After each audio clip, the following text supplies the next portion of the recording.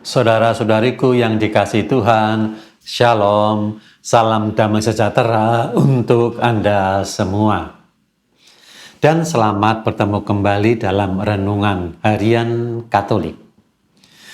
Tema kita tetap melanjutkan tema-tema yang kemarin karena kita mau mewujudkan wujud gereja universal bulan ini, yaitu semoga kita dapat belajar kembali bagaimana berdiskresi untuk mengetahui bagaimana memilih jalan hidup dan menolak segala hal yang menjauhkan kita dari cinta kasih Kristus dan Injil.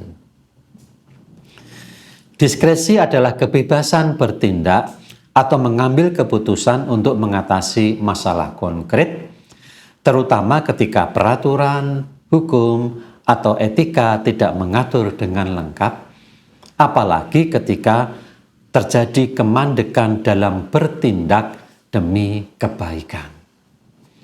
Maka mari kita memenuhi apa yang dianjurkan gereja, agar pada bulan Juli ini kita belajar dari Injil bagaimana berdiskresi.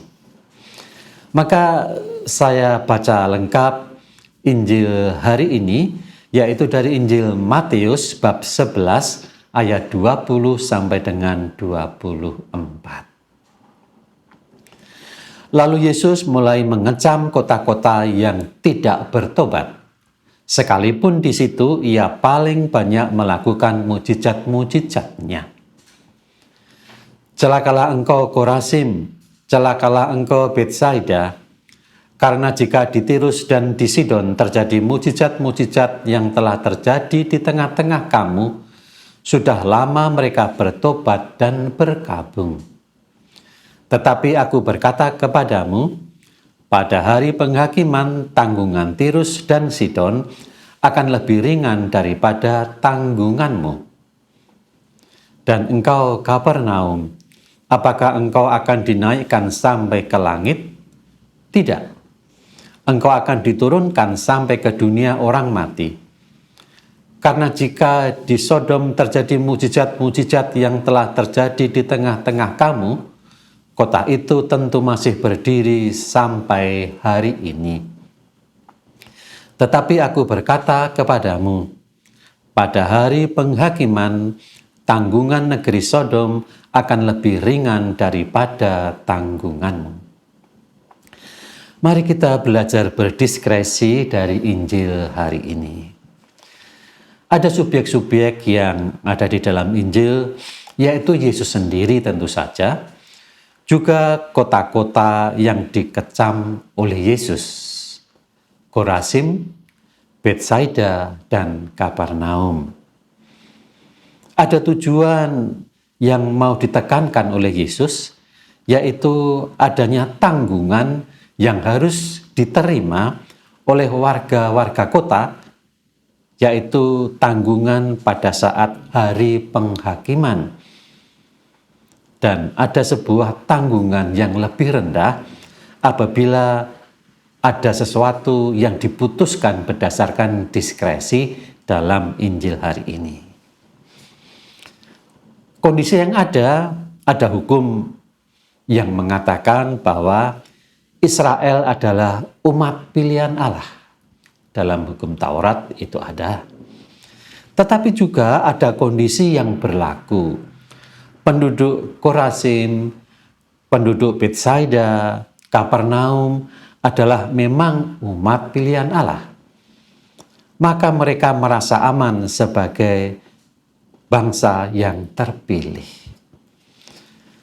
Dan kota Sodom dan Gomora di hari penghakiman dikatakan Yesus tanggungannya lebih ringan karena mereka telah menanggung hukuman atas dosa mereka. Sehingga sampai hari ini tidak ada lagi Sodom dan Gomora. Bagaimana dengan Korazim dan Betsaida? Mereka tidak bertobat walaupun telah melihat mujizat. Maka di hari penghakiman tanggungan mereka lebih berat. Bagaimana dengan Tirus dan Sidon?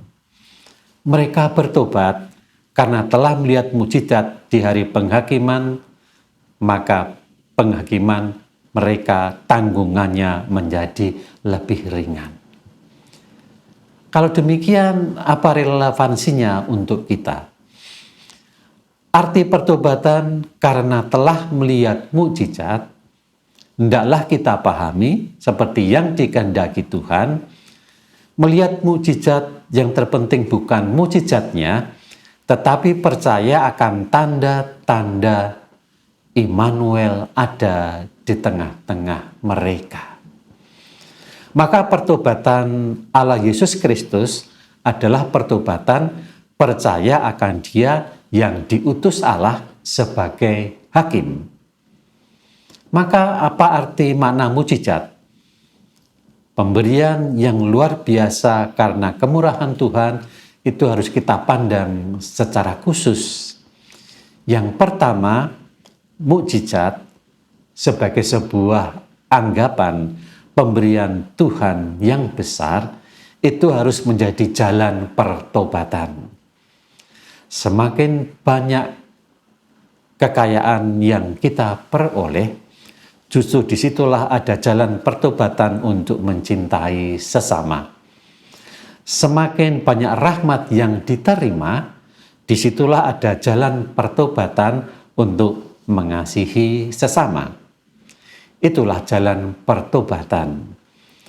Maka jalan hidup yang kita pilih berdasarkan diskresi yang dianjurkan Yesus adalah pertama, pertobatan adalah jalan meringankan tanggungan beban dosa kita. Pertobatan adalah bagian dari meringankan tanggungan beban dosa.